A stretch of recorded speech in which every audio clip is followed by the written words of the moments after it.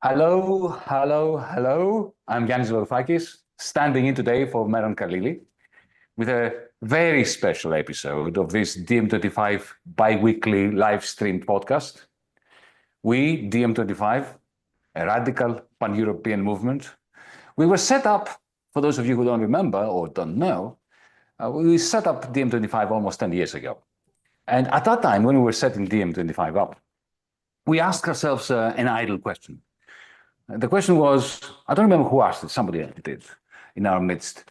How long does Europe have before it gets its act together?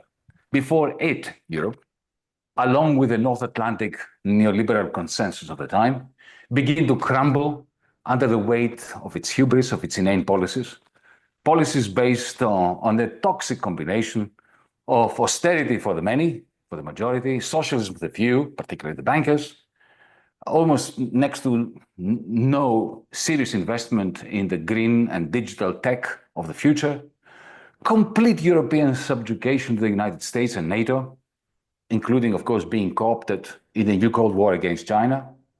Back then, this was end of 2015. We predicted that this Europe, as it was functioning, has at most 10 years before it collapses. Remember, that was 2015. So 15 plus 10, 25. That's why we added the number 25 to our name, DM25. And just a curiosity, but I think it's quite significant. This was a suggestion that we added the number 25 next to DM by a great friend, Julian Assange, who thankfully, after all those 10 years, incarcerated, he's today free. And I welcome that. Sadly, that prediction of ours in 2015 seems to have come true. 2025 has indeed been the year, it is evolving into the year when Europe is clearly paralyzed. Its industry in Central and Northern Europe is waning. We have deindustrialization. We have a continent that should be a source of light and hope descending into idiotic warmongering, what some people call military Keynesianism, which is the bastard child of Keynes, nothing to do with Keynes. Not just political degeneration, but also moral decrepitude. Look at our position vis-a-vis Palestine. And increasingly global irrelevance as a result of all that. But we, at DM25, we don't give up. Not easily. Actually, we never give up. Today, this evening, we have a truly special episode. Now, let me connect it to 2015, because in that January's elections, the people of Greece, for some reason, voted in people like me to say no to the policies that were wrecking not only our country at the time, but which were the harbinger of today's deindustrialization in Northern Europe, as well as its political paralysis. From the first day in government, Jeffrey Sachs, the famous Columbia University professor who had been collaborating with and actually advising countless presidents, prime ministers, governments, international institutions like the International Monetary Fund, well, Jeff approached me with an offer to help, which of course I immediately accepted. He came to me, to an outsider, me, with a reputation of the seasoned insider. We went to Brussels together. I remember those meetings we had. He sat in meetings with Wolfgang Schäuble, the then German finance minister, with Christine Lagarde, who at the time was the managing director of the IMF, of the International Monetary Fund, with Mario Draghi, who was then president of the European Central Bank, every one of the leaders of the notorious Troika, as we used to call them then. Jeff entered as an insider, but maybe he can correct me if I'm wrong. But after what he saw and heard in there, he seemed to me enraged.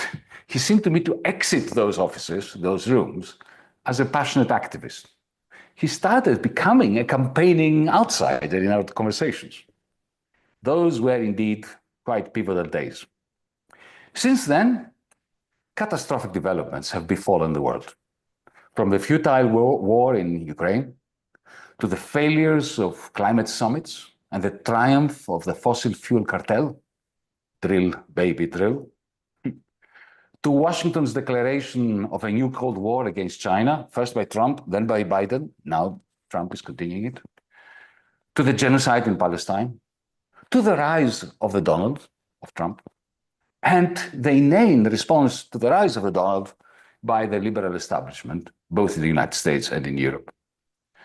During all this period, in the midst of all these calamitous developments, Jeff Sachs has become one of the few voices of reason within the cacophony that is Western public discourse. It is for all these reasons and more that I feel greatly joyous and privileged to be hosting Jeff Sachs here tonight for a wide-ranging discussion that will occupy us for the next 90 minutes or so. But before I hand the floor over to Jeff, let me encourage you, our audience, to go into the chat and post your questions, your comments, your rants, accusations, whatever you want. And as our conversation progresses, I shall be trying, given the time limitations that we have, to put some of these questions or comments to Jeff. Last but not least, let me say that tonight's episode is also being broadcast live in China through our friends at the China Academy, who will also be collecting and sending us questions and comments from our Chinese viewers. I hope you enjoy this live podcast. Jeff, good evening. How thank are you for you? joining. Oh, come on. It's so great to be with you. Thank you for also that trip through memory lane. Those were indeed dramatic and amazing days. I just have one footnote just to explain one piece. I wouldn't say in 2015 I was an insider. What I would say is that in 2015, I knew how incredibly stupid my government was, but I still had some hopes for Europe. So this is the difference. Uh, I knew because as an American, I had lived through really awful things from Vietnam onward, and the wars in Iraq, Afghanistan, uh, uh, the 2003 Iraq War, the Syrian CIA operation to overthrow Assad, the operation to overthrow Muammar Gaddafi, the NATO enlargement against promises made already back in 1990 by the United States and Germany to the Soviet and Russian leadership that NATO won't move 1 inch eastward. So I was a pretty active critic, but I thought Europe was better. It was going to do better, and that we were going to go in and there'd be a lot of light and a lot of understanding. The meeting that I was privileged to sit by your side with Schäuble when he was heading the German economy was one of the most shocking, disturbing meetings I've ever been in, because uh, if I may say, we went in and you were superbly eloquent, explaining the depth of the crisis that Greece was facing. And I remember you explaining that, Mr. Schäuble, uh, please understand that in Athens today, old people are picking food out of the garbage pails because there's so much hunger. And Schäuble looked at you and said, "Why are you telling me this?" As if this wasn't a human concern. And you you were taken aback. You said, "Because it's so serious, we need to do something." And he looked at you, said, "Well, yes, we have an agreement." And you said, "Yes, but that was the other government which just was defeated because the policies weren't working." And he sat there with his hands folded and said, "We have an agreement. Is there anything else you would like to discuss?" And this was the kind of shocking arrogance I would expect of an American official, but I actually didn't quite expect it in Europe, and I was naive at that point. I thought something better would come. Well, we've learned Europe did not and does not have its act together. And what's in these days absolutely shocking for me is that while I believe that the Ukraine conflict, and we're going to discuss it, I think, at some length, essentially Of was course. provoked by the United States, now that Donald Trump is actually taking an exit ramp, the Europeans can't figure out to join the exit Yeah. ramp. They want to continue the war. So the level of misgovernance in Europe continues to amaze me. I'm sure it doesn't amaze you, but it does amaze me that Europe can't even figure out peace when it's in their face. And that is profoundly troubling. So, in any event, we're going to look at all of that together. But indeed, going back 10 years was an eye opener for me in that way. Yeah. I'll tell you the meeting with Schäuble, just very briefly, so we can move on to Ukraine. The meeting with Schäuble that seriously shocked me was not at the beginning when you were with me, but towards the end when you weren't in the room, because in the intervening period, he actually changed his tack and he agreed with me that what they were doing to Greece was going to become a boomerang that is going to seriously affect the German economy. He actually admitted that. And at some point, when he was pushing me to sign the MOU, the memorandum, I said to him, would you sign it if you were me? And to his credit, he never admitted that in public, but to his credit, he looked out of the window for a while and he said, as a patriot, I wouldn't. And he also admitted that, as I said, that it would be the beginning of a dynamic that would lead Europe down the garden path. And he looked utterly powerless to me. So there I was, the most bankrupt finance minister of the most bankrupt country, with the most surplus amassing finance minister who was nevertheless looking and sounding even more powerless than I was. And that is even more disconcerting than having. Anyway, look, let's talk about Ukraine because it is mind-boggling, isn't it? The war in Ukraine has damaged Europe irreparably in every way, in terms of energy, in terms of our geopolitical status, in terms of But what is now driving? The only thing that seems to be driving this European policy, to me at least, and I'd like you to correct me if I'm wrong, is number one, that inertia. We've been pushing for Zelensky to take Moscow, and now we have to continue pushing Zelensky to take Moscow, or at least Crimea, until Putin is in The Hague, as if that is possible only by the Ukrainian troops. But there is something else. You have Volkswagen that can't sell cars. They are retiring production lines and they are passing them over to Rheinmetall to build tanks. So they are creating common debt, which they didn't create in order to have green energy investments, in order for the conversion of Volkswagen plants into Rheinmetall Leopard building.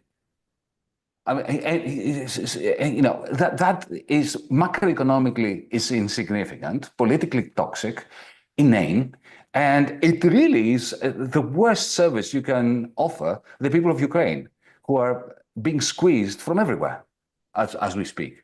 Anyway, what do you think is going to happen now with Trump? And I mean, are there prospects of a cessation of hostilities that we can speak of at the moment? Yeah. So this is a war that, of course, never should have happened. Perhaps that's a cliche in that you could say that pretty truthfully about almost any war.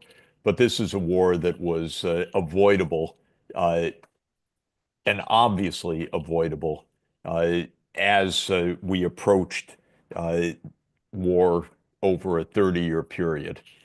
So I happened to watch this whole historical phase because I was part of the economic advisory group of Mikhail Gorbachev back in 1990, 91, and an advisor to President Boris Yeltsin in 1992 and 93, and an advisor to Ukraine's President Leonid Kuchma in 1994. So I've seen both sides. I watched all of this. There is no reason in a million years why this war should be happening. But it was the artwork, if I could put it that way, of the United States over a 30-year period, and I'll describe that.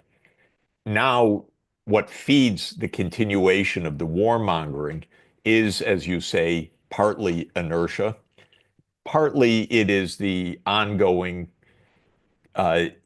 extreme Russophobia of Russia's neighbors, who use the most aggressive and ugly language, actually, about a neighbor that absolutely is a threat to them, especially if you act to provoke the threat. So there's a mind-boggling spiral that is created of Russia hatred in the Baltic states and in Poland in particular.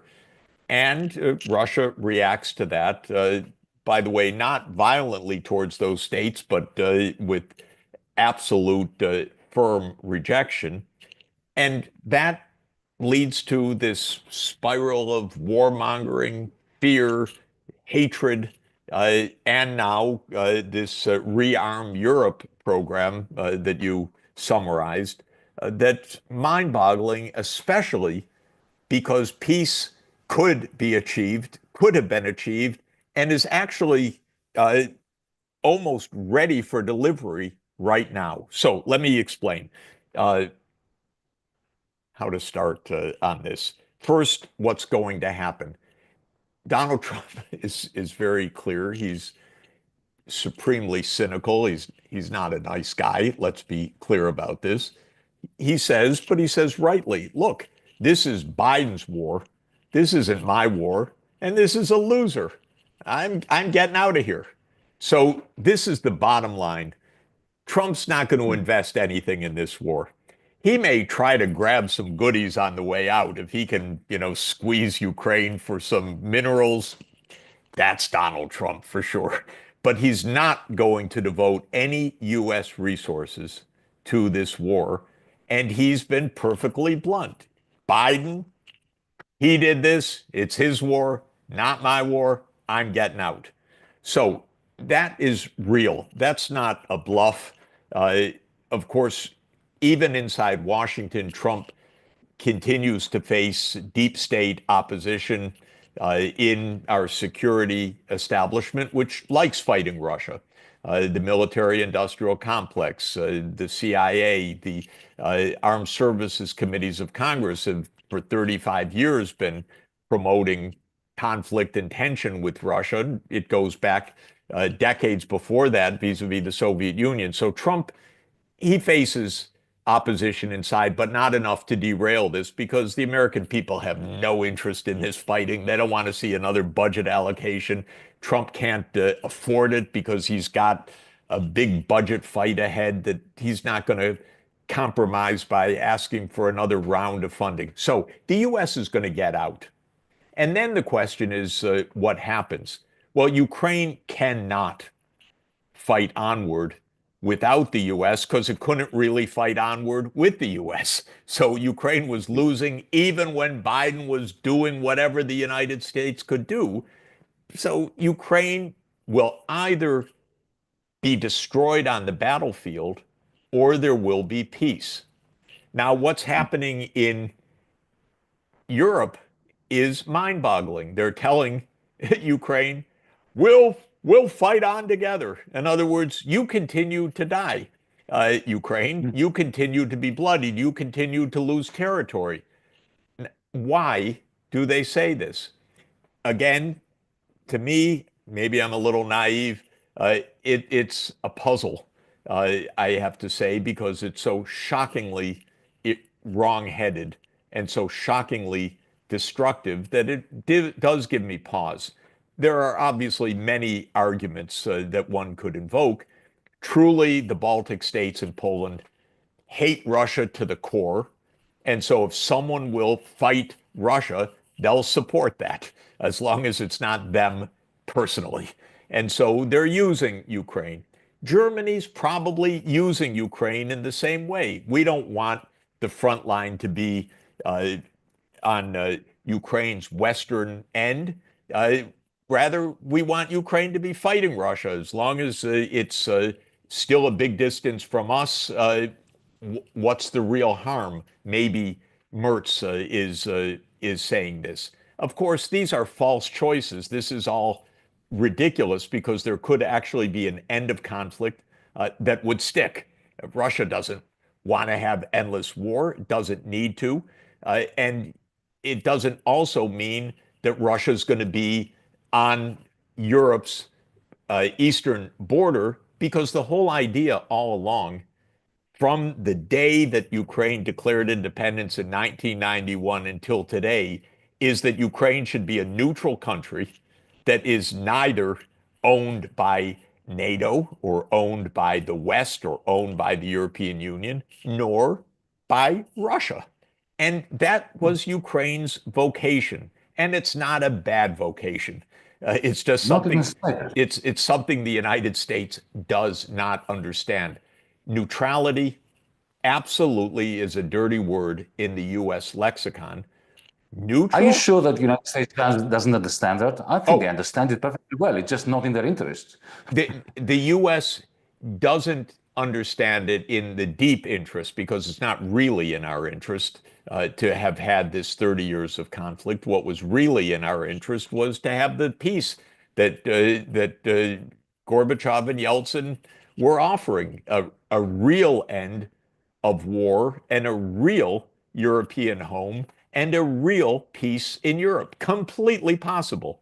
The United States, though, and I do think it's not I don't know. Again, these are all debated points since Thucydides. What's really the motivation? But my view is American leaders are stupid. They really are stupid, and they are incredibly arrogant. And so instead of saying in 1991, peace. We've got peace. Gorbachev, he's offered peace. Instead of saying that, they said, we won, you lost, now we do whatever the hell we want, and you have nothing to say about it.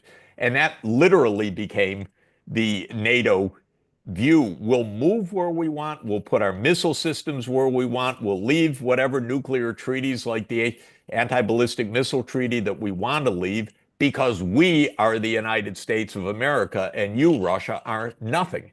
And so I don't think it was interest so much, except the interest of someone playing the game of Risk, thinking that this is a big board game and you need your piece on every uh, spot of the globe in order to win, so to speak.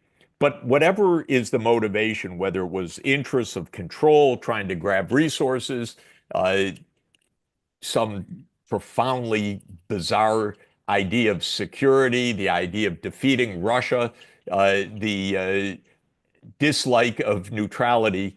I guess the point that I would make is neutrality worked for Europe extremely well. It worked for Sweden, it worked for Finland, it worked for Primarily Austria, Austria. it worked, yes, Primarily Austria. yes, it worked for Switzerland. Austria was the proof uh, of all of this, and it was designed to be the proof by the Soviet Union, because when the Soviet Union left Eastern Austria in 1955 on the basis of Austria's declaration of neutrality, and the Soviet Union left, the whole idea was, look, do that with Germany. Remember, this is 1955, just 10 years after the end of World War II. Do that Mhm. with Germany, and the Cold War is over. And the United States said, hell no, NATO, NATO, NATO. We're going to defend against the Soviet threat. We're never going to accept neutrality of Germany and demilitarization and so forth, because they already had their eye on defeating the Soviet Union. And what I came to understand, indeed, was after 1991, they had their eye on defeating Russia. It's a bizarre idea, but they meant it literally. You know, one idea of Brzezinski was that Russia would basically fall apart into multiple pieces. He talked about Russia being a loose confederation of three different parts, a European part, a Central Asian part, and an East Asian part. This was the American fantasy world, and they meant to pursue it. Now, to come back to the current situation, Trump does understand this. He says, what do I care about any of this?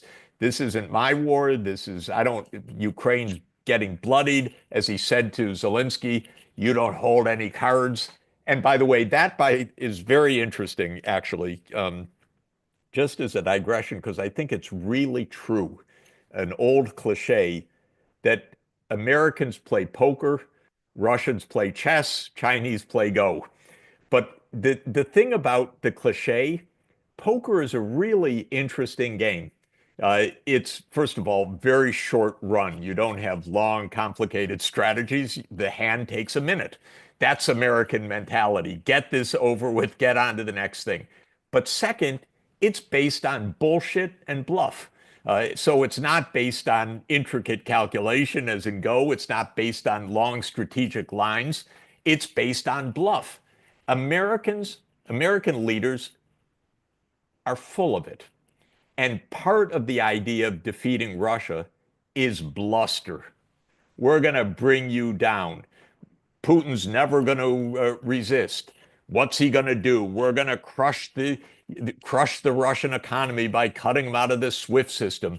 Our attack of missiles are going to bring Russia to its knees. Putin's going to be overthrown if he tries to mobilize. This was one fantasy after another. Pathetically, the Ukrainians took this literally, which is a kind of naivete of a new country listening to this powerful country that tells them we've got your back and selling them one fantasy after another, which they did.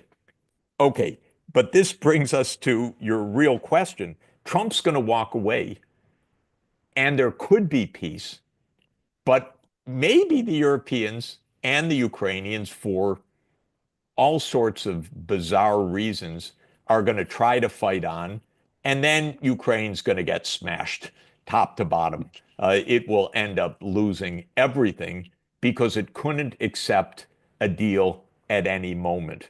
So that poses the question, what the hell are the Europeans doing? And again, I would say the following. In the eastern boundaries of Europe, countries I worked closely with, like Estonia, where I helped them design their currency, after all, in 1992. They're so irrational, so self-destructive, cracking down on the Russian population, cracking down on the Russian language, cracking down on education in Russian, cracking down on the Russian Orthodox Church, for a country where 25% of the population is ethnic Russian. Come on, really? And Latvia doing the same thing, with the president of Latvia literally tweeting or Xing, Russia delenda est, Cato's famous call. Instead of Carthage must be destroyed, Russia must be destroyed. Can you imagine a president of a tiny country neighboring Russia actually calling openly for Russia's destruction? Suicidal? Irrational? Absolutely. But I want to yeah. I want us to move on a little bit, but Sure. allow me to add to what you said, an important wrinkle. You mentioned Brzezinski. This was in the 1990s. That was decades ago. The former Prime Minister of Estonia, Kaja Kallas, a few months ago, she was still Prime Minister of Estonia, since you mentioned Estonia. Yeah, absolutely. In a discussion that was live streamed on YouTube and various channels, she was asked, as Prime Minister of Estonia and the next chief of the European Union's foreign affairs and security portfolio, she was asked what should happen with Russia, and she said it should be broken down. Now, that to me is the definition of madness, but that is not what really worries me. What worries me is that the European Union, which is supposed to be a more rational and conservative institution, appoints her to be its foreign policy chief. 2 weeks after that, instead of demoting her to the ranks of has-been. No, and just to tell you, it's especially personal for me because I advised her father, who was the governor of the central bank of Estonia. We sat at a bar in March 1992, and I sketched out how to make a central bank. And they did a good job of it, by the way. In the following month, they made the kroon, and the kroon became a stable currency until they joined the euro. And they gave me one of the highest civilian honors from the president of Estonia and so forth. So I'm a friend of the country. I'm a friend of her father. But come on, absolutely what you're saying. Are you kidding? Do not call for Russia's destruction.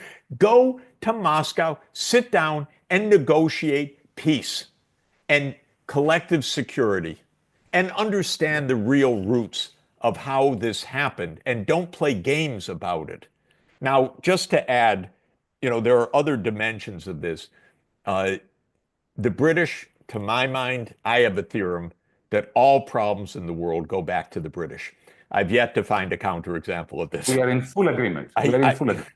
I have yet Wherever to find. you go to the Indian subcontinent, you go to Palestine, Exactly. you go to Cyprus, You go go to Northern anywhere. Ireland, wherever you go, Australia, Kenya, Exactly.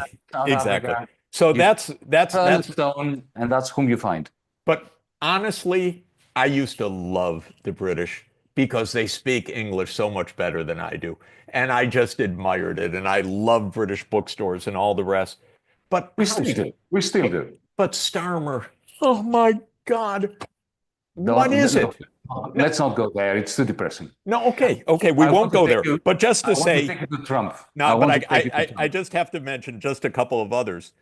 Macron Yeah. says to me privately, Jeff, you're right. It's NATO, of course. And then publicly, Ukraine will join NATO.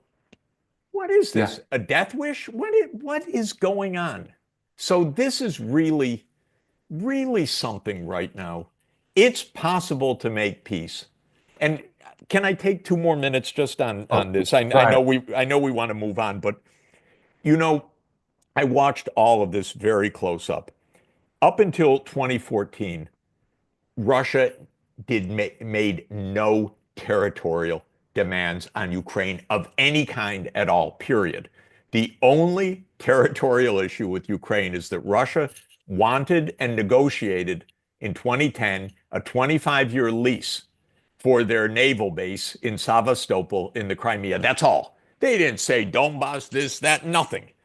Then comes the coup that overthrows Yanukovych. I happen to know, again, by accidental personal experience, because I was on the Maidan soon after the coup, the United States paid for a great deal of that coup. This is not a secret anymore. We know that. Yes, but I heard it already back then, and it was disgusting to me. But I heard it back then literally by one of the paymasters. So it makes you sick. So the U.S. launches the coup. What does Russia say? We are not going to have our naval base fall into NATO hands. So they organize this referendum. They take back Crimea. Fine. Even then, they didn't say we annex the Donbass. Of course, the Russian-speaking populations break away. And what does Russia do? It's extremely interesting and important. It says those regions need protection for their ethnic Russian populations, for the religion, for the language, for the Russian culture. And they help organize the Minsk II agreement. Now, I learned something very interesting about the Minsk II agreement last year. I'm in Rome today because we visit Italy pretty frequently, and we were in Bolzano last year. Bolzano is an ethnic German region of northern Italy called South Tyrol. The ethnic Germans demanded their autonomy in the 1950s, 1960s, and they negotiated a treaty actually of autonomy. So South Tyrol is completely part of Italy, but it's got structural political autonomy, and there's German-speaking population and so forth. Everybody's thrilled. It's a big tourist zone. It's very peaceful. It's great ski place. It's got everything. Everyone's happy. Chancellor Angela Merkel was very familiar with the South Tyrolean autonomy. And the Minsk II agreement to give autonomy to the Donbass is modeled on South Tyrol to an important extent. And that's why Merkel was very comfortable with it. But the United States told the Ukrainians, forget it. You don't need to do this. You Victoria just, Nuland, to be more precise. my colleague at Columbia University now. So this is, the US wrecked it again and again and again.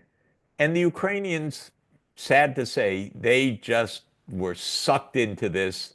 You know, it's the adage I repeat every day that has become famous by, Henry Kissinger's adage that to be an enemy of the United States is dangerous, but to be a friend is fatal. And Ukraine just believed the US line, and every chance of peace they turned down. Now the US, because of Trump, is saying, okay, peace. He's bucking the deep state in the United States. He's bucking a 35-year deep state Ukraine project. And the Europeans are saying, no, no, we continue with war. How insane is this? Anyway, that's where we are. Indeed, indeed.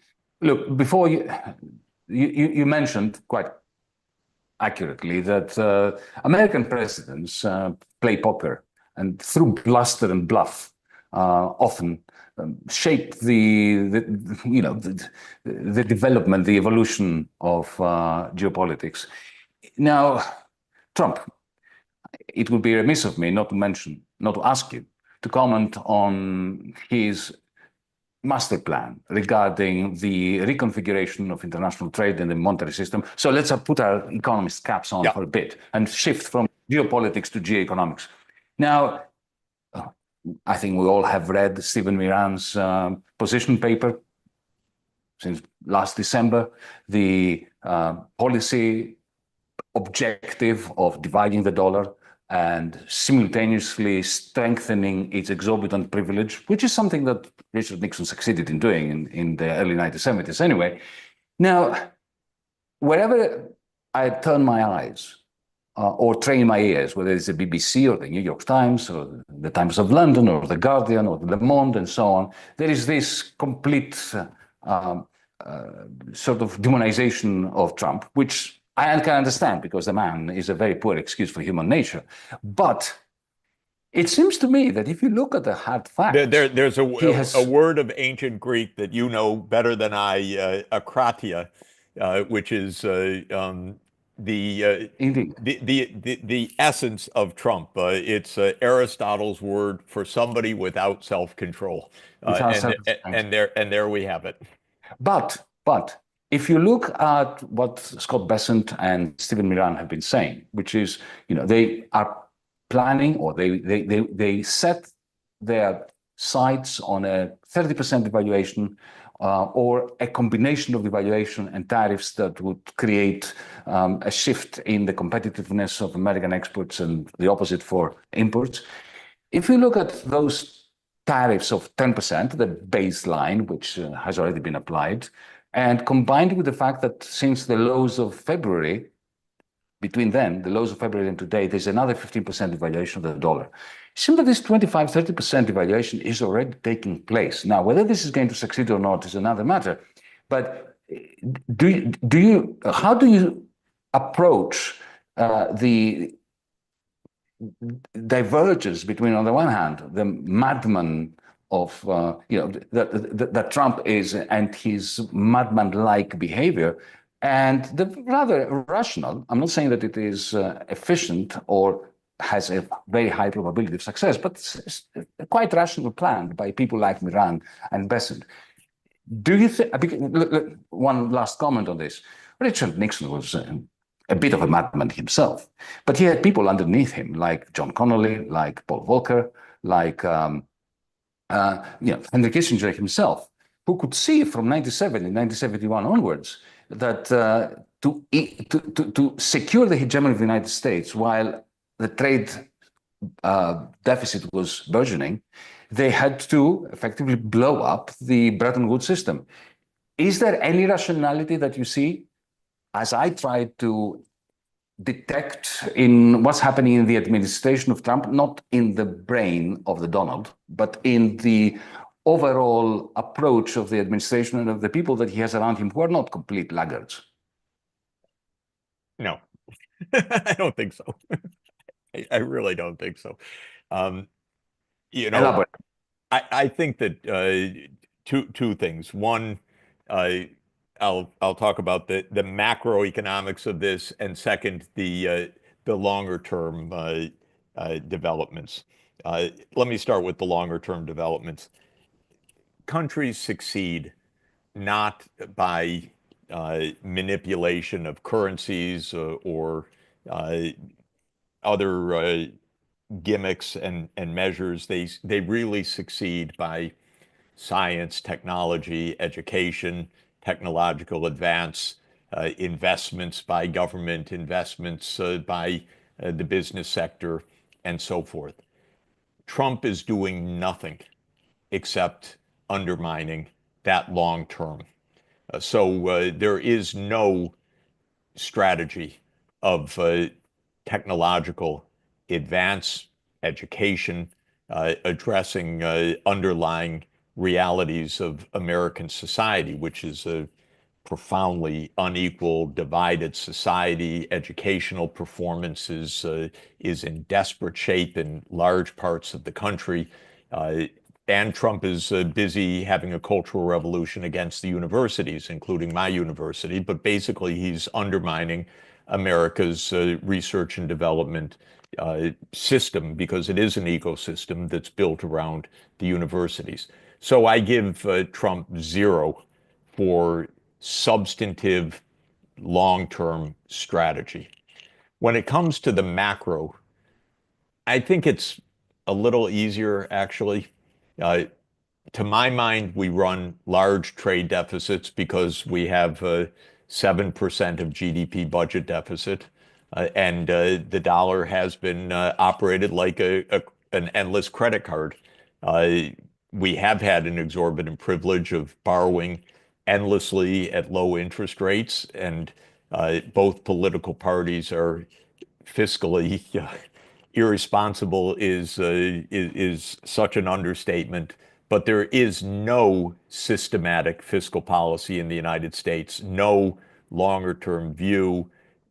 Of course, we get the Congressional Budget Office to give us a long-term report every year, which shows that the debt is going to reach 160% of GDP in 30 years on current policies and so forth.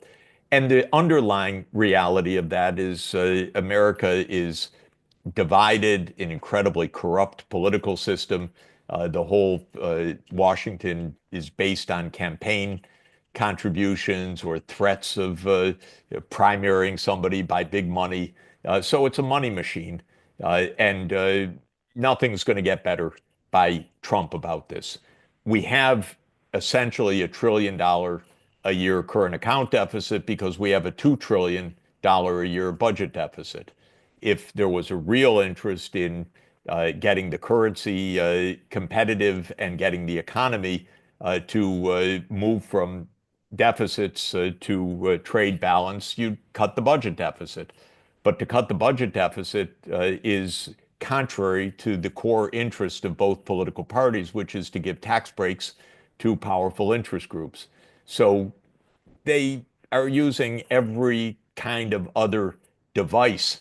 Uh, and the point is, if you put on these tariffs, which are structurally really so poorly targeted and inefficient, it's beyond belief because every industry depends on imported intermediate products. So tariffs don't help industries. Tariffs destroy and dislocate more than they actually promote in this system of global supply chains that we have. If you do that and you aim to depreciate the currency, and you aim at massive tax cuts in the future, and these Republican leaders are aiming for military spending increases on top of all of this, two things are absolutely clear. One is the budget deficit will remain huge, which it will. They will not close the budget deficit. And everything Elon Musk is doing is an irrelevancy for this. Budget deficit doesn't come from civil servants. Okay, just to make sure that everybody knows, the budget deficit comes from interest payments, military outlays, pension payments, healthcare payments. This is the big budget item. So nothing is being done on any of that. And if you try to depreciate the currency in that context and the budget deficit remains large, okay, you really will get more inflation. And once you get inflation, you really will get the Fed keeping interest rates high and rising, by the way, not just in nominal, but in real terms now, because the US can't borrow the way that it used to. And then you get Trump screaming at the Fed chair as he does every day, and that knocks the stock market down another 2 percentage points each day. So we're getting a bloodbath of market valuation. Not that that's a fundamental issue, but it is a sign of a policy that is viewed as being incoherent, is unstable, doesn't have a political base, is improvisation, is not going to work macroeconomically, and has no long-term strategy. So where I give Trump high marks is that I think he's going to end the Ukraine war. Where I give him actually a huge surprise, though it's just one glimmer, is that he actually sat down to negotiate with the Iranians. And there have been 2 or 3 rounds where both sides said, this is constructive. Oh my God, this I wouldn't have predicted. But on almost everything else, sorry, I can't give him high marks. I just view the situation that we're in as really bizarre and dangerous. Just take the tariffs by themselves. One person without any legislative framework is upending the world trade system. Something's really screwed up about that. And of course, if anyone cares to go to the whitehouse.gov, and on the front page, you'll find executive orders, and to click on those, and then to find the executive orders on the tariffs, it's like a science fiction item, because it's like an Orwellian novel.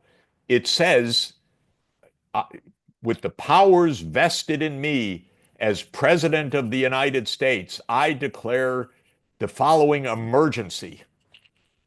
Emergency? What's the emergency? 20 years of trade deficits? So that's the look, Jeff. You know what it is. He's using the same trick as Carter did, in order to bypass having to. Of course.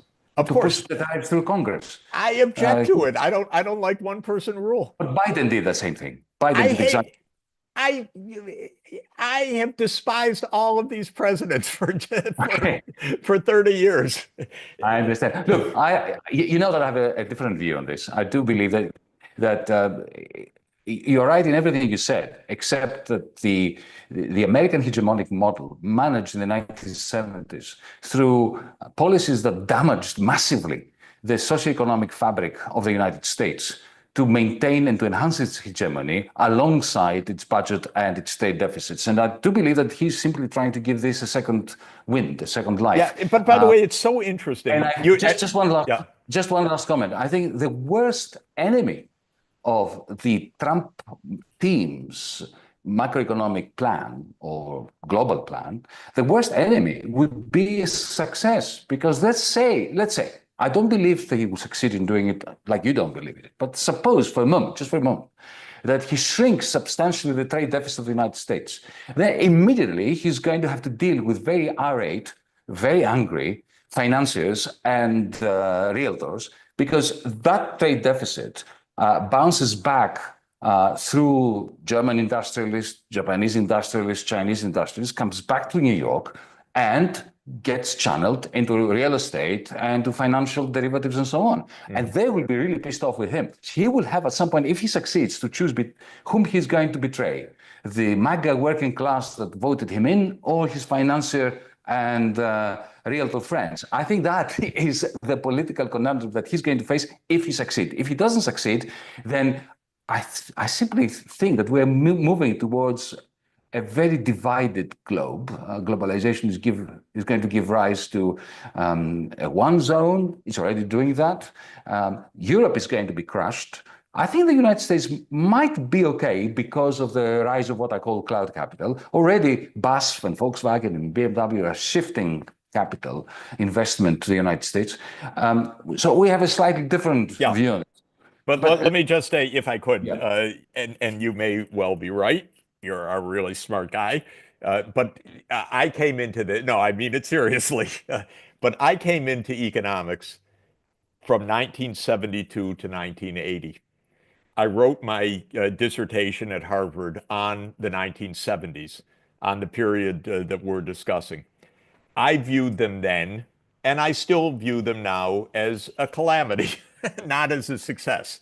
Of course. Right. You're describing it as a calamity, but right. For the ruling class, for the rentier class of the United States, it was the best thing since sliced bread. Okay, so this is an interesting question. I view it differently, and maybe because my view is trying to ask what's good for American society, which might be a very naive question. But it's the right question. It is the right question, but it's not a question that either Nixon or Trump ever asked. Yeah, but I would just say the following. Just economically, what happened in the 1970s was a shit show. It was very high inflation. It was the era of stagflation. My first book was The Economics of Worldwide Stagflation. It did quite well, got me tenure, and it was a nice analytical book written and published in 1982, and the era was viewed as a complete mess for the American economy. So I guess one thing I'm saying is we should continue the discussion about whether, in a true class analysis, this was a brilliant success, and you may be, ingeniously correct on that. But from an economic point of view, it was a debacle of a decade. I would have said that American hegemony was maintained despite all of this, not because of it. It was maintained because America was still the largest, richest, technologically most advanced, militarized country in the world. That the 70s didn't sustain that. It was sustained despite the 70s. You're saying was sustained because of the 70s. One thing in your favor that's very notable and very important was that there really was an agreement reached by Kissinger and the Saudis that all oil recycling would be dollar denominated. So there was that clever, very clever move, and that was probably the most clever of them, that kept the US dollar at the center of the monetary and payment system. And that I give to you as part of this.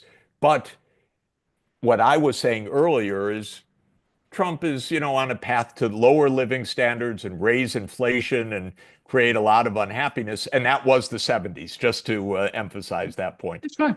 Yeah. That's why I'm comparing it with the Nixon shock. Okay. Now, Jeff, because we have a very large audience in China, I have just received 3 questions. Can I? Yeah, absolutely, please. Might I ask you those? Because they could. The first one is intimately connected to Trump. And one of our viewers shared with us a cartoon. We can put it later on the website, but I'll just describe it to you. It's a cartoon which I've been told has been trending in China massively. And when something trends in China, we're talking about hundreds of millions. Yes. It captures the hope of many Chinese that by standing up to Trump, China will be encouraging a number of other countries to rise from their knees, where they are kneeling down in front of the Donald, and stand up to Trump too. Countries like Vietnam. Do you see this happening? Is there any chance that some, let's say, European countries with important interests in China, like Germany, for instance, could they be one of those countries? Or do you see countries like Vietnam, but also Germany and Spain and others buckling under and taking in the end any deal that Trump may afford them, may give them? That's question number one. If I may add a second one,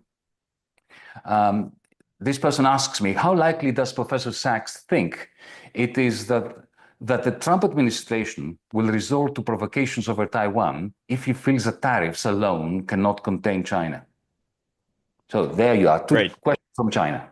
Yeah, I think in the end, but it's a close call, but I think in the end, the world trading system will go forward without the United States, basically. That the end of all of this is U.S. isolation with the rest of the world basically continuing along, even the formal rules of the World Trade Organization.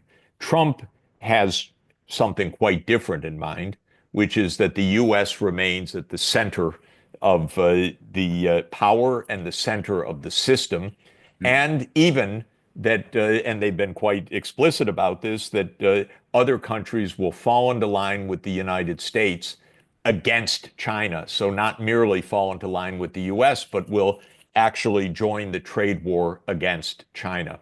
No doubt that is a major goal in Washington right now, at least of some of this administration and much of the political scene. There's an overwhelming anti-China vision in Washington, and the idea that other countries will join against China is their hope. The reason I think it's not likely is that if you take a hard look at what real economic power the United States still maintains, it's nowhere close to what Trump believes. Trump's idea is that the US market is so central to every economy that basically the leverage that the United States gets over the threat of cutting other countries out of the US is enough to get them to do America's foreign policy bidding. That may have been true 25 years ago. I think it's an anachronistic view today. And the reason is simply the numbers. The US imports are just not big enough for most countries to say that they're going to shift their whole foreign policy and economic orientation because of a US threat. And I also believe that Trump's Maybe except Germany, right? Maybe except Germany. Germany is so dependent on the US so market, unlike other so countries. so there are countries clearly where this is the case. And Mexico is an example of this, or Canada is an example of this. I mean, of course, they can say what they want, but in the end, they have 70% of their exports going to the US market. And so there are countries like that. But there aren't many countries like that, actually. The US as a whole, in its imports, is roughly 12 or 13% of worldwide imports. The market is not big enough. The idea that has been floating around recently is that as the US blocks China, China will flood Europe with its goods.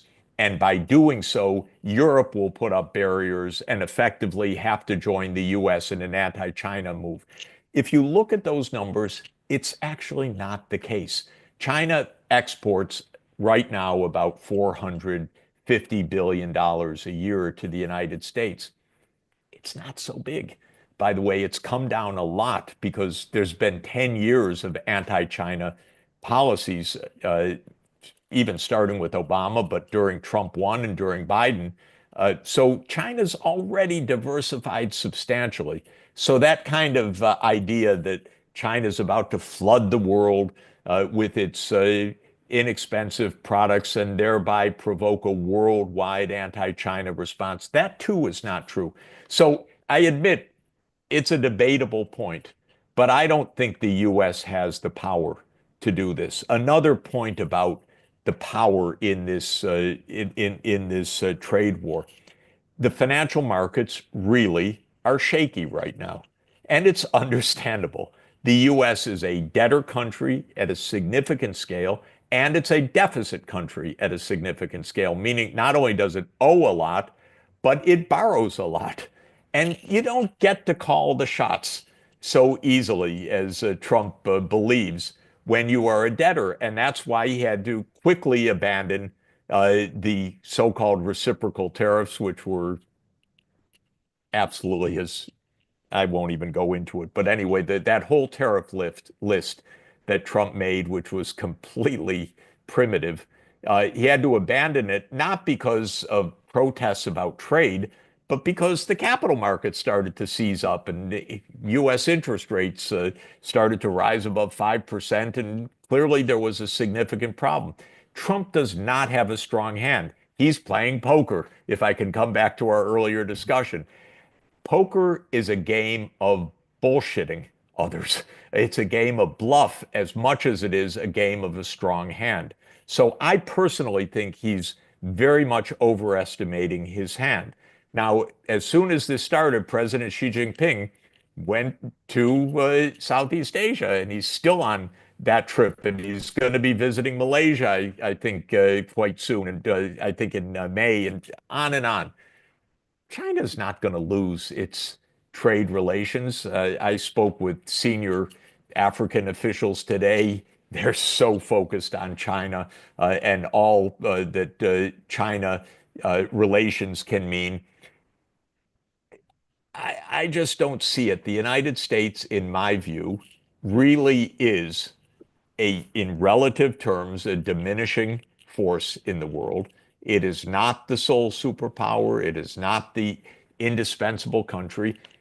And Biden bet that it was in a particular way in Ukraine. Trump is betting in a quite different way that it is in the world economy.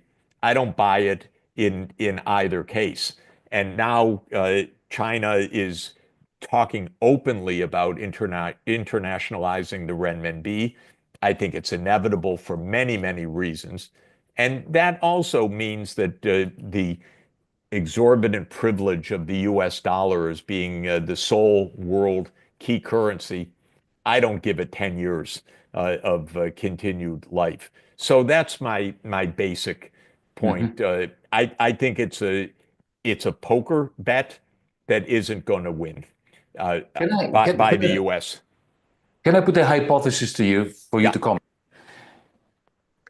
It simply adds to everything you said because I happen to agree. Look, the hegemony of the United States, based, not despite, but based on its deficits. This is the great paradox of the last 50 years. Hegemony based on deficits is hanging by a thread, and the thread is the exorbitant privilege of the dollar. So the internationalization of the renminbi is going to be what really severs that thread. And the reason why it hasn't happened yet is because Beijing has not decided to do it. That's correct. My hypothesis is this: if Trump continues to push them, then would it not make sense for Beijing to turn the BRICS, not just from a loose agglomeration with an alternative to SWIFT, which they have already created with BRICS Pay based on a remarkable blockchain technology, but to actually imitate the Bretton Woods system with the renminbi playing the role that the dollar did to anchor this alternative, new Bretton Woods system. Because people say to me that can't happen when you have capital controls. Well, it did under Bretton Woods. You can have a system where you have a surplus country at its heart. It was the United States in 1944. It could be China today, with capital controls, with certain constraints which allow for Beijing to maintain control over its financial sector, not to throw open the gates. And that, for me, would be the greatest danger for the exorbitant privilege of the dollar. Well, I think, first of all, China is opening the gates to some extent, but carefully. And what's really key, the most fundamental point I would say is Chinese interest rates, both the nominal interest rates and real inflation-adjusted interest rates, are lower than U.S. interest rates. Well, China's a saving surplus country. The U.S. is a deficit country. But you get a lot of power by financing the world. The U.S. financed the world for a long time in the 1950s, 1960s, 1970s. China is financing the world. It's financing enterprise, it's financing infrastructure, and it is creating a renminbi-based outward-oriented finance. And just today, I was reading about new steps that the Chinese government is taking to say we support the outward investments of Chinese companies, especially, I would say, in the Southeast Asian region, to start with the 10 ASEAN countries. They're close by. There's a lot of natural connection. That's where President Xi Jinping has been on his visits recently. So yes, I think that this is a big deal. And I would say that the exorbitant privilege of the dollar will come to an end for three fundamental reasons. And we're watching it right now. One is simply the weight of the US in the world in relative terms is shrinking. So the predominance of the dollar at some fundamental level depends on the strength of the US economy, and the rise of China's, but not just China, of India and others, is a fundamental change. And that share is declining when measured in purchasing power in a significant way, and it will continue to do so. Second, the US completely abused the privilege of being the world's key currency in a couple of ways. One is by, total failure of fiscal responsibility, because you need a measure of fiscal responsibility to show that you're not just blowing up the whole monetary system, and the US doesn't show it right now. But second is in all of the use of the dollar to enforce US foreign policy. The weaponization of the dollar has been pervasive. And part of it is simply grabbing Russia's foreign exchange reserves, for example, grabbing Venezuela's foreign exchange reserves, grabbing Iran's reserves, Afghanistan's reserves. It's a bad act. And when countries watch this long enough, it tells you don't keep your money in dollars. So they're getting that. But second, and it's similarly important quantitatively, the US used the dollar for enforcement of sanctions, which is different from just grabbing dollars.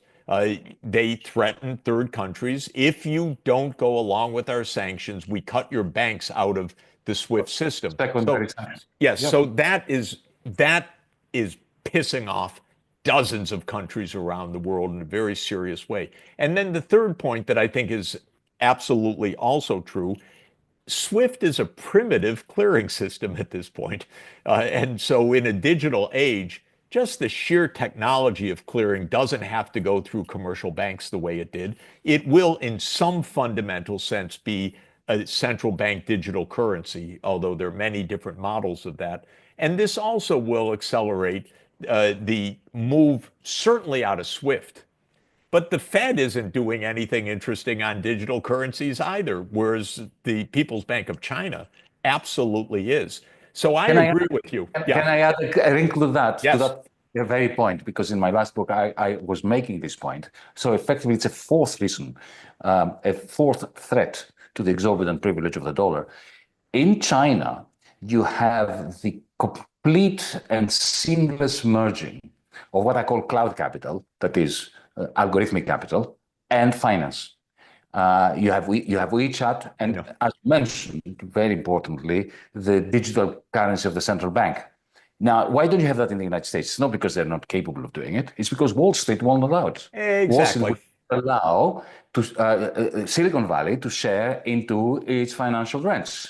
So because of the political structure in China, that's not in question. I mean, they do things in China that would never happen in the West, like, for instance, impose interoperability on their big tech conglomerates and so on. By the And way, so when you bring together this private capital, 100% correct. 100% correct. yeah, yeah. And by the way, Well, interestingly, what are they doing in Washington?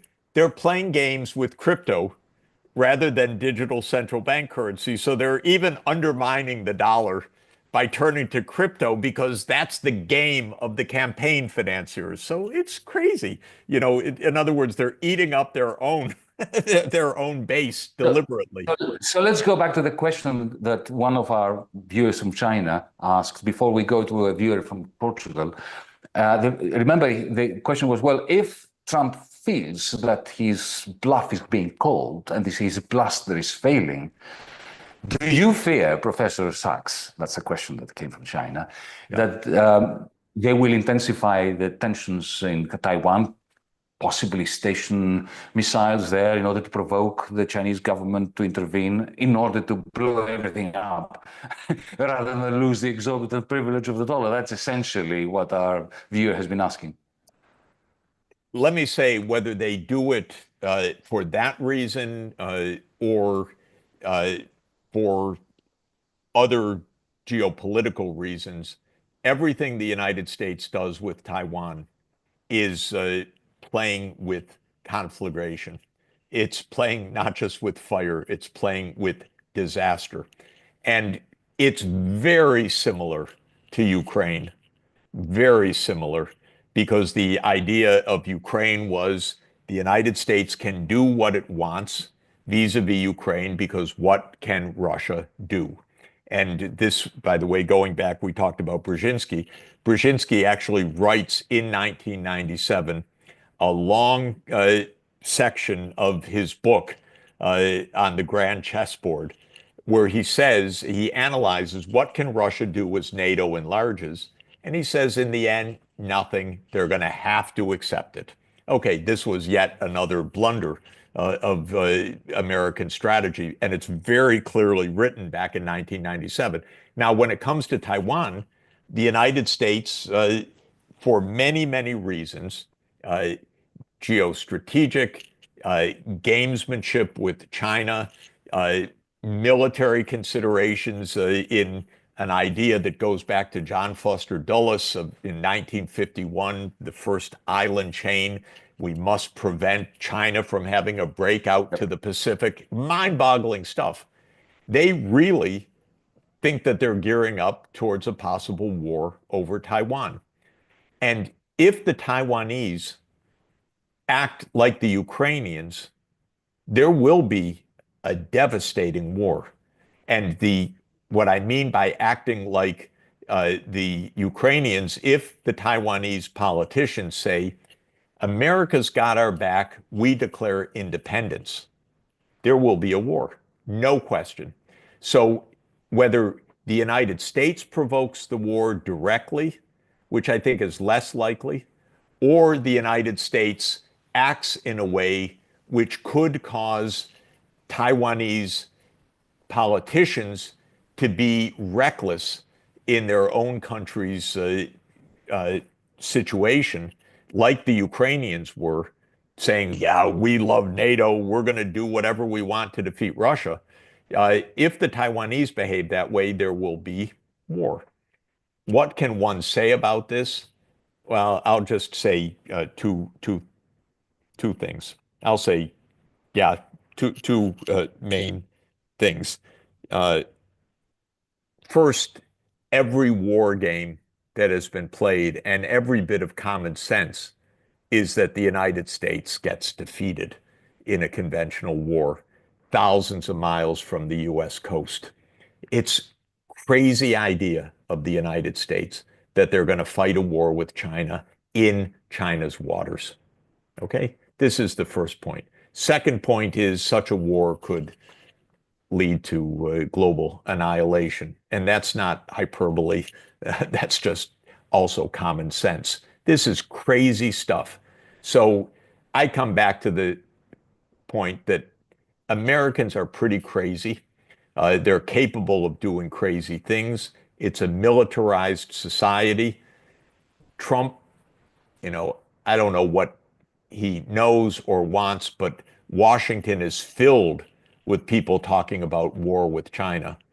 And anyone that talks that way is out of their minds, and is really doing profound harm to let's say, the expected future of our planet. And so I hope we never come to that, because it would be certainly a disaster for the United States and most likely a world disaster. Yeah. Well, speaking of disasters, this is the 22nd of April. Our generation is being stigmatized by genocide, which is happening in Palestine. If this was 1938, we would all have one duty: to defend Jews from Nazis. Today, you have a duty, one duty, besides the climate emergency that I'll come to in a minute. We have a duty to end the genocide in Palestine. But I don't see this happening. All I see is the European Union, primarily the European Union, alongside, of course, the United States, destroying every institution that they had to preserve some kind of semblance of commitment to international law and to humanitarian policies in order to facilitate the genocide by Israel. How do you see this playing out? Because I have to say that I'm sure that is the case with you too, but at least for me and our people in DM25 and most of our too, we just can't sleep at night, knowing that, the more outraged the world becomes, the more entrenched the genocidal policies of Israel, both in Palestine and in Washington and in Berlin.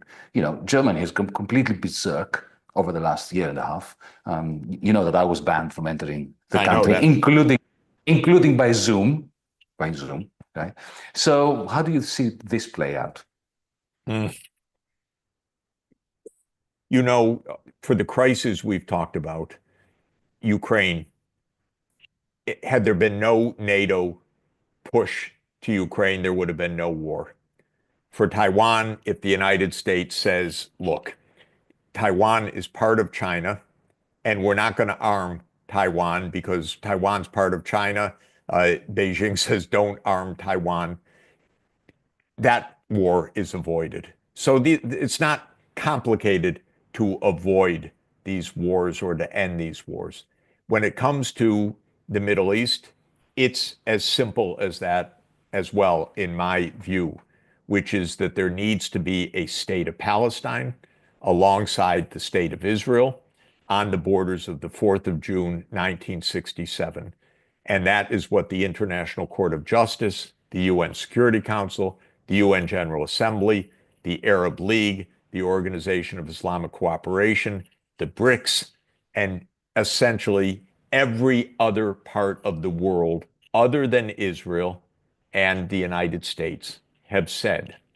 So in terms of what to do, and I should add, within Europe, while it's said to do that, Germany, the UK, and I wouldn't say half of the EU, but major parts of the EU behave miserably, like you said, and Germany, shockingly so.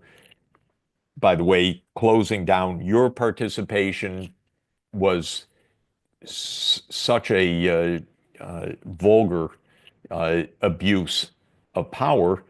But then we know it continues. The Israeli ambassador to Germany called the Free University of Berlin, as you know very well, and said, you can't have the UN Special Rapporteur on Palestine give a talk.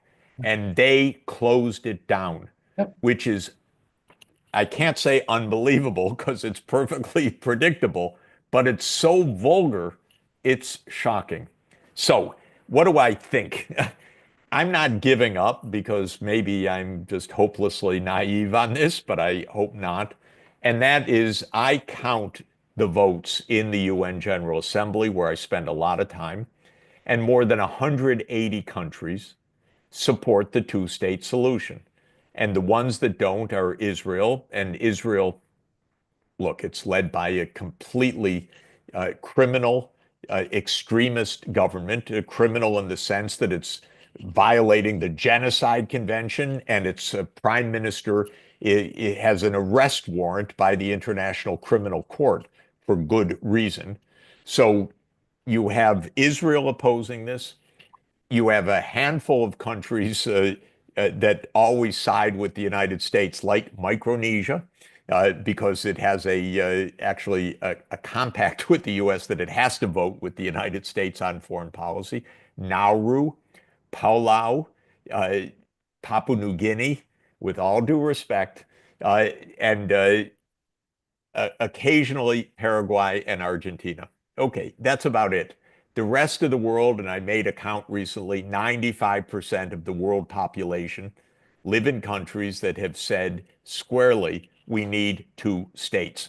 So, how far away is that? Well, it's one veto away, because this came up to a vote in the UN Security Council in 2024, and there were 12 votes for Palestine to enter the UN as the 194th UN member state. There were two abstentions, the UK and Switzerland, and there was one veto, the United States of America. And in the UN General Assembly, where it went afterwards, there were 180 plus votes for the two-state solution, advising the UN Security Council to get on with it. I speak almost every day with very senior officials in the Arab League countries, foreign ministers and others. Everyone is, of course, it's the Arab Peace Initiative since 2002, is for the two-state solution. I spoke recently with the leaders in Indonesia, in Malaysia, who are part of the contact group for Palestine. Of course, they're supporting the two-state solution. The entire Organization of Islamic Cooperation, 57 countries, aligns with the two-state solution. So this is basically a kind of simple question. Could the United States face down this extremist, violent, criminal government? And the answer is it could, for a basic reason that is not naive. None of this is in America's true interest. It's not that America is benefiting from using Israel as its bulwark in the Middle East. No. The United States is paying a heavy price because it's run by the Israel lobby when it comes to Middle East policy. It's a corruption that is absolutely shocking how much money goes from pro-Israel groups to the Congress and buys them off. And by the way, it's so interesting because we're a crazy country. Much of this is Christian Zionism, extremist, fundamentalist, biblical literalist. We got to get all the Jews there so we can have the second coming of Christ, the so-called dispensational view, or the millenarianism, which has been part of Anglo-Saxon fundamentalist Protestantism. And if you go to history, where did Zionism originate? Not with Theodore Herzl in the 1890s, but with British Protestants. And it actually goes back to the 1600s. But the real Zionism of the 19th century was British fundamentalists who didn't want Jews living in Britain, by the way. They wanted them. And who was in the government in Britain that voted against the Balfour Declaration? The only minister who voted against? A Jew. The Yes. only Jew in the government. Well, it turns out that Zionism was an anti-Semitic joke. No, the rabbis, the whole rabbinic tradition of Judaism was against Zionism for decades. It's actually even in the Babylonian Talmud, you must not return to Israel. It's part of one of the so-called three oaths. God will determine when that happens, thank you, not you. And don't go making a mess, says the Talmud. But in any event, the hold of this lobby on American politics is vulgar. And yesterday we Not had just just a, American politics, Jeff. It's not just American politics. You know, I come from a country which yeah, you know, because you knew Andres Papandreou. You knew that he was a yes, great sir. friend of the Palestinian people. It was under his party, however, that the process of effectively surrendering our foreign policy to Israel began. Under the Socialist Party of Andreas Papandreou, of course, he's rotating at 5,000 revs a minute in his grave for that. But you know, this disease is spreading. The Do disease. you know, by the way, yesterday they announced in the White House that the director in the National Security Council for Israel and Iran is an Israeli-born dual citizen, I'm told, that worked for the Ministry of Defense of Israel and now is directing the National Security Council desk of this. It's not even subtle. You know, Yeah, you ask, how do they right. have the influence? Well, why don't you put your person right at the center of power? And I looked, who is this person? Well, she was promoted and hired by Ted Cruz, Senator Cruz. Senator Cruz receives a fortune from the pro Israel lobbies. This is funding, this is money, this is corruption at the What, core. what about the fact that the American ambassador in Israel does not believe in the existence of a Palestinian people? Yes, I mean, you can't make this up. I know. Jeff, because time is passing, I need to ask you because you know, well, you know, but let's inform most of our audience who may not know it that you are a professor of sustainability at Columbia University. You've done so much work over the green transition and the climate summits and so on. This is not going very well, is it? We have the total domination of the agenda by the fossil fuel cartel, drill, baby, drill. You know, before 2008, we felt that time was running out and the green agenda should be at the top. 2008, then the pandemic, then Ukraine, now Palestine. All that means, and especially Trump's victory on behalf of the fossil fuel cartel, that agenda has been ditched, hasn't it? Well, Except in yeah, China.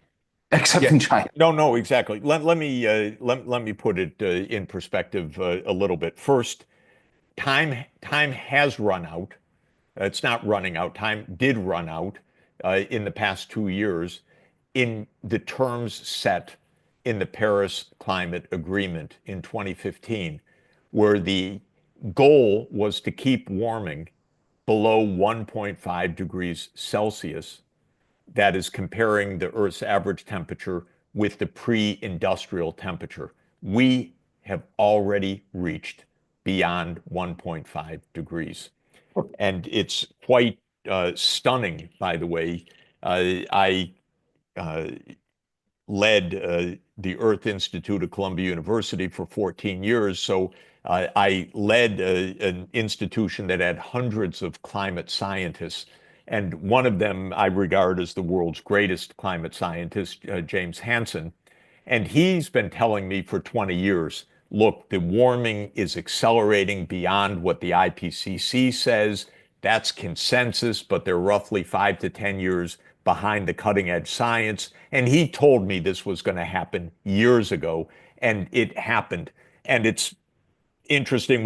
Can't go into all the details, but partly there was more warming than we were aware of because it was being masked by sulfate pollutants. And those diminished a bit, the pollutants, and that exposed underlying warming that was already resulting from this energy imbalance of greenhouse emissions.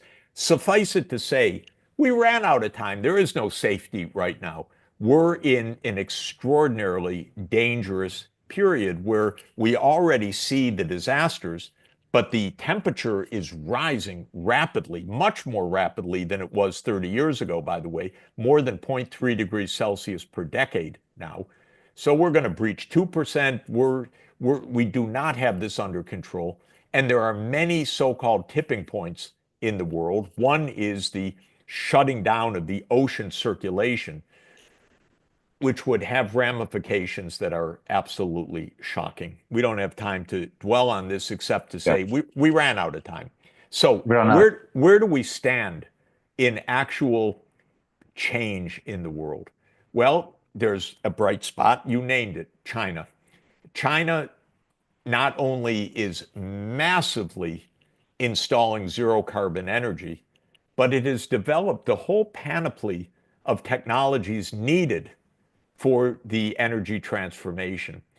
China leads in solar, it leads in wind, it leads in fourth generation nuclear, it leads in hydrogen, it leads in electric vehicles, it leads in battery supply chains, it leads in digital infrastructure, which can be used for extraordinarily efficient management of the grid, for example, and daily pricing systems for efficiency of energy use and when appliances are recharged and so forth.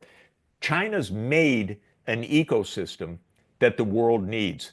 The US, because it's so stupid and so obnoxious, says China has overcapacity in these industries. No, China has the capacity the world needs to actually get this done.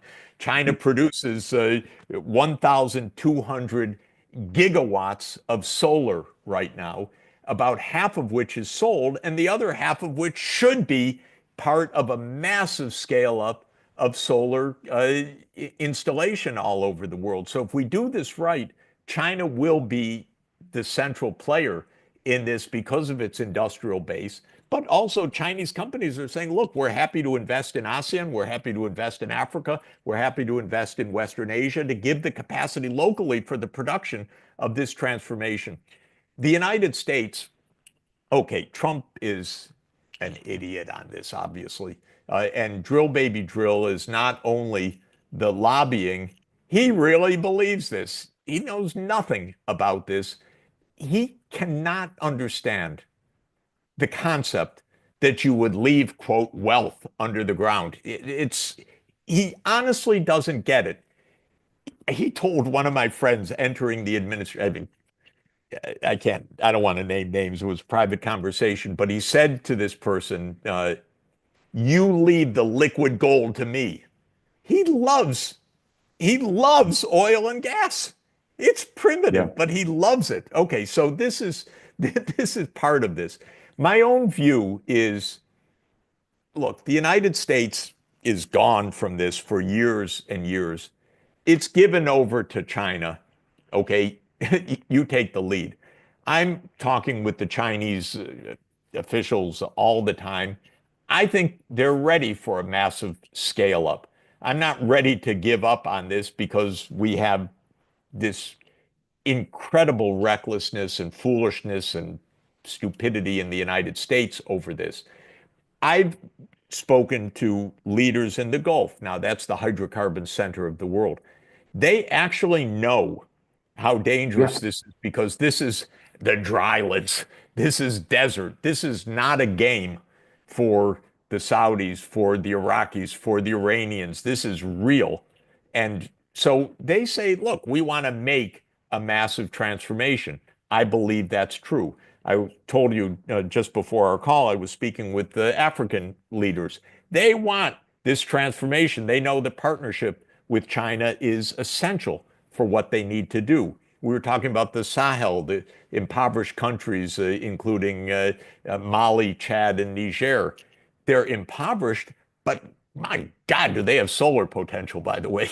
And so they could actually become, for the first time, a kind of energy superpower with some basic investment in infrastructure. So while we ran out of time for climate safety, we have not run out of the intention to do something, except, I would say, in the United States. And Europe being Europe right now, pretty pathetic, saying, oh, I don't know about this European Green Deal and so forth. It's gone. It's Yeah. gone. Okay. They So ditched it. They ditched it.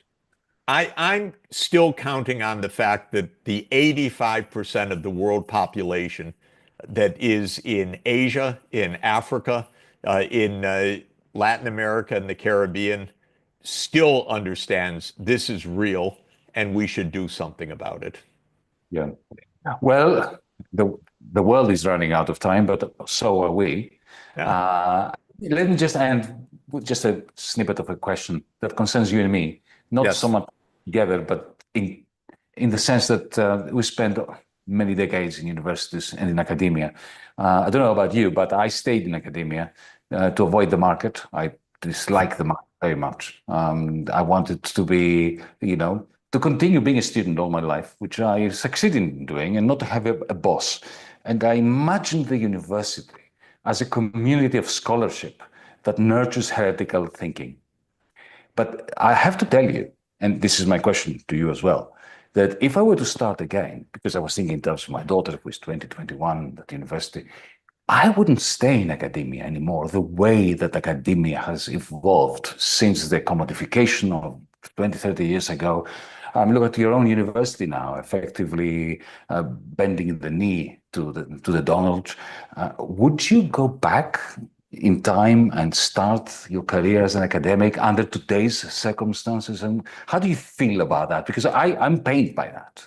I'm pained by the fact that I have to tell my daughter, my 20-year-old daughter, that if I were to start again, I would not go into this kind of pseudo academia. Well, you said what I always say, which is I entered university in 1972, and I consider that I've been kind of a grad student for 53 years now. I like it. So I do love it. Uh, my idea of what we ought to be doing comes to your town. When I go to Athens, just behind Constitution Square is the Lyceum, Yeah. where Aristotle walked. I love to walk there. I love the fact that he walked along and students took notes, and the peripatetic school in walking in the peripatos was established. And I think we still live in an Aristotelian world, or we should, I should say. You Uh, and I, because we have tenure, but the young academics that are rising up, even the ones who get tenure, they spend most of the time writing grant applications and trying to get money together. no, yeah, I don't want to gloss over. I Ridiculous don't, number of hours. I don't want to gloss over what you're saying, but I do think the right academic life is still wonderful, Yeah. and universities will be reinvented. They'll be reinvented because of technology, because of online. Our communities will be global in different ways. The way we teach, the way we work will be different. But there's something, at least for me, I can't deny it. I love the fact that I learn something every day, that I have the time to read something that I'm paid to do it. Seems absurd, but but there's I have to recommend it, and I have to say, of course, the commodification is real. Of course, it's depressing watching university behave like a corporation that is looking at a PR something or other. We're in the midst of that right now. But I would say to a young person, figure out how to maneuver in this world, but there is something wonderful being part of a tradition that goes back 2,400 years. Maybe it started in the academy with Aristotle's teacher Plato, or in the streets of Athens with his teacher Socrates. But in any event, there's something completely wonderful about that kind of life, and so I still recommend it. And you and I, because we're the privileged ones, we have to struggle in our remaining years so that everybody else has the privilege of an academic life. We have computers, we have AI. This should be working. They should be our slaves so that everybody could have this kind of life of learning and scholarship. We're not moving in that direction. That's why we need to redouble our efforts. Before I thank you, Jeff, let me tell our audience that, remind them, I have to do this, is obligatory, that DM25 is a radical movement. So we take no donations from corporations, governments, institutions, whatever. We only survive as a result of your contributions. So go to dm25.org and contribute if you can. If you can't, just join our newsletter. Thank you for watching, everyone. And Jeff, it has been a great privilege, joy. It's been a long time since we got together. I think that serendipity is going to help us if our planning fails to meet for our paths to cross at some point. I can't wait for that to happen. Thank you so I much. agree so much with you. So much fun. Great to see you. Thank you. Thank you, everyone.